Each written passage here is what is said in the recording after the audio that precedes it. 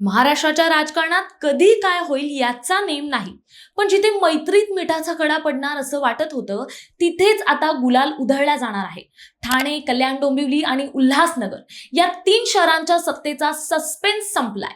पडद्यामागच्या हालचाली थांबल्यात आणि महायुतीचा मेगा प्लॅन तयार झालाय. काय घडतंय नेमकं पाहूया याचा खास रिपोर्ट. नमस्कार, मी प्राची शिरकर. आपण पाहत आहात प्रहार न्यूज लाईन. मुंबईच्या महापौर पदाचा तिढा कायम आहे, तर ठाणे, कल्याण, उल्हासनगरमध्ये मात्र महायुतीचं अखेर ठरलंय. ठाणे ही उपमुख्यमंत्र्यांची कर्मभूमी, तर कल्याण, डोंबिवली हा युतीचा बालेकिल्ला. पण निवडणुकांचे निकाल लागल्यापासून इथे सत्तेचा पेच निर्माण झाला होता.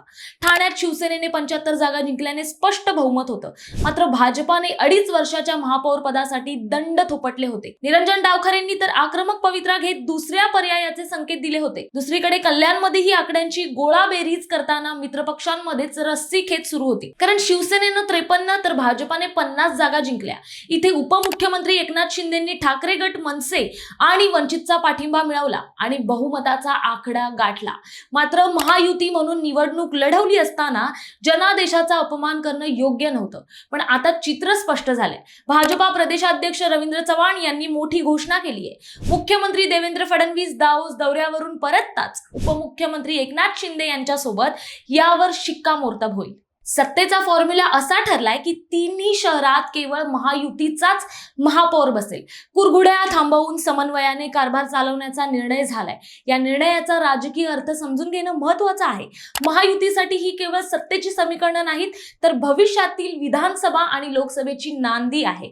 जर महापालिकेत मित्रपक्षांनी एकमेकांचे पाय ओढले असते तर त्याचा फायदा विरोधकांना झाला असता. उल्हासनगरमध्ये वंचितचा पाठिंबा मिळवून शिंदेंनी ताकद दाखवली असली तरी जनादेशाचा सन्मान करण्यासाठी भाजपाने पुढाकार घेतलाय. हा समझोता म्हणजे केवळ पदांची वाटणी नाही, तर मतदारांच्या विश्वासाला तडा जाऊ नये यासाठी उचललेलं सुरक्षित पाऊल आहे.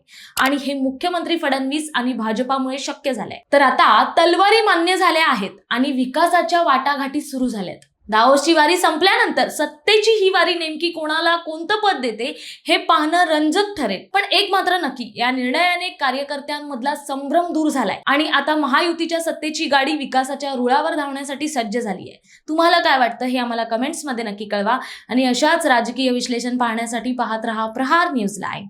धन्यवाद.